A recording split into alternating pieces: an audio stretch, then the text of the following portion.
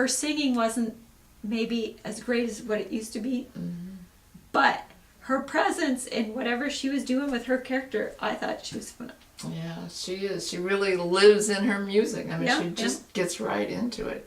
What was so sad was that conductor we had, this French guy.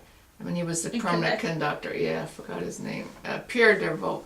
He just thought he was better than everybody. We did not practice the music for her. What? We were doing other stuff, and maybe we had one quick run through. She came in, I probably the day before because she was Canadian, and then he realized how difficult it is. I was so mad because it's one of my favorite things, you know. And then of course the poor lady had to wait while he worked out things. See, that would have ticked me off as a singer. Yeah, as a singer, right? But she's too gracious to say much. But she was really good. And she was so supportive of the Canadian arts. And Daddy knew her too because... Yes, he went on tour to Asia. Plus later because he was teaching and then she was on the Council of the Arts. Yeah, was very good. She had 7 kids. Amazing. How she did all that and still kept up a great career. All right. Well, that brings up a favorite composer, which we should do another time. But that was Mahler. Yeah. So you liked Mahler when you were younger too. How did you come to Mahler? Well, I came to Mahler through your father, right? Because I don't think I ever heard Mahler until I met him, and then he was You didn't do Mahler with Bernstein at Tanglewood or anything? No. Was that before he got into it? Actually, I did Mahler, not with Bernstein, but at the New England Conservatory. We did Mahler first. We even did it on television. Yeah, that I believe everyone does. Yeah, I mean, and I certainly liked that. And then when I was in the North Carolina Orchestra, the bass player and I had to give a demo every day for the children, and he got a book where they had that da da da da da, a duet for probably violin and piano or something, or for bass or 2 basses or something, and we did a little thing which was cute. You know, I thought, oh, isn't that interesting? Yeah, but yes, Mahler first, and which is probably the easiest one to listen to. Yeah, and that's played a lot. Plus, it's got the tunes in it. Yeah. But as far as other ones, until he started playing records and then the horn, you know, and always playing the horn parts around it, I started, you know, getting into it more. But unless you're in a big, decent orchestra, you don't play Mahler. You can, like when I was in Quebec, we never played any Mahler. And down in Maracaibo, that was a great orchestra. We played Mahler down there. Yeah, we did the 5th and. I don't know if I'm sure the first, everybody does the first, but might have done another one. I don't know which one. No singers? No singers, no. No fourth? I remember, no. We heard that a chamber group play Mahler in Germany. Mahler first.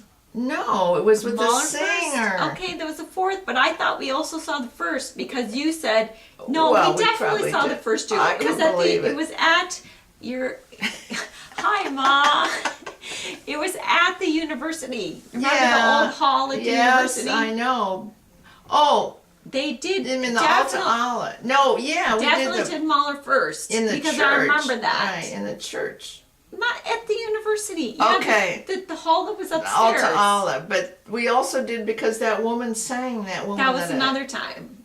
Okay.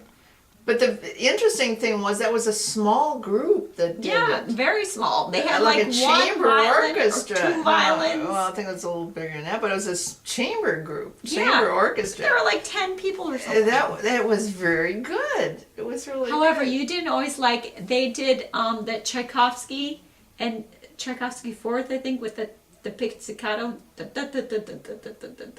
And you didn't like because when they did they didn't have a vibrato ring after it. Where was this?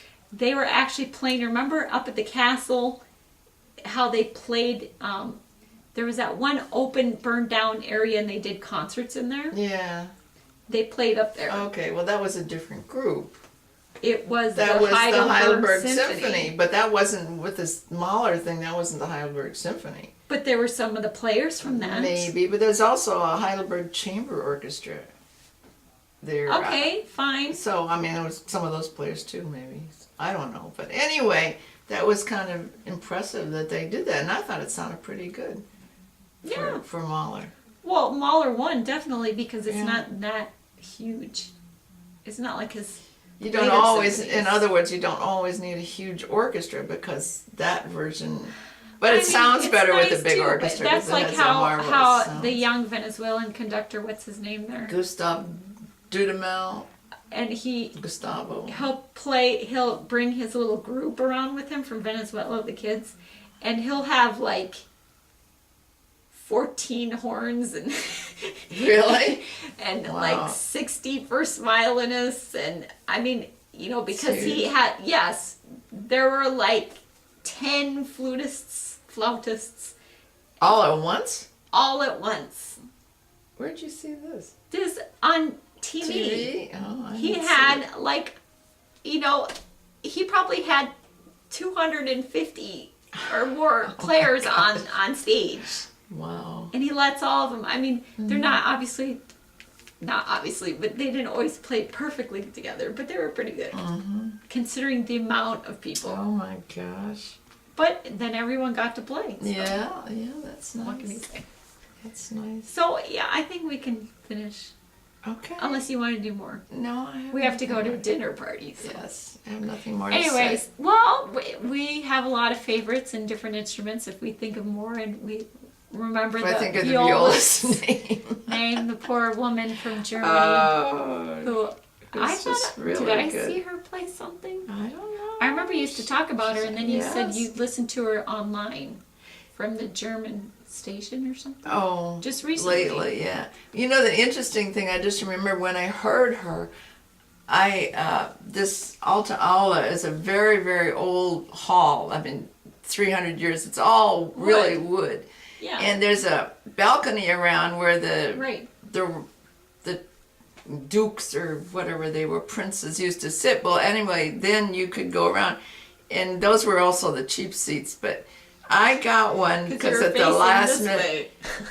Well, the thing was, she was right below me. Okay. And I could really hear that, you know, it's a nice the wood. Hall. Yeah. It was just marvelous to be close. And occasionally, I mean, I actually liked sitting there. You couldn't always get seats there, but like for a quartet or something, because you can really hear the digging being in. that close to sound. Yeah, it's good. Like, remember when we went to the Berlin Philharmonic and we sat, they were in the East Berlin side in that other hall, and we sat kind of behind the orchestra because they had the seats behind it, and you couldn't necessarily hear everything. Yeah. That's not always good, but this is on the side enough that well, that was a small you could hall. do that. Yeah. I mean, and it was pretty with the wood and statues and all the beautiful gold painting and very nice. So we have a lot of favorite things. We even have favorite concert halls in Heidelberg, Germany, and other places. Yeah. And we should do a non-favorites. All right. Well, I'll make a list. Florence Foster Jenkins. Florence Foster. Well, she's funny to listen to, though. Yeah. How can you not like her? Okay. Well, she has entertainment value. Yes, she does. She does. An emotional response. Okay, yeah. I and people talk about her more than they talk about a lot of other people, especially when they're first. I remember I knew who she was, had heard her and all that stuff, and then all of a sudden, Sean, he found a recording. He's like, "Have you guys heard?" So then everyone learned about it. I'm like, how could you not have known this? You're in college and you didn't know who Florence Foster Jenkins was, but okay, whatever. All right, so goodbye. We'll be back next week with something new and exciting. I know it'll be very different. So I've been Kathleen. And I'm Charlene, the one that keeps fading out here. The two C's discussing the big C, and we'll have a lot more big C's next week. Okay.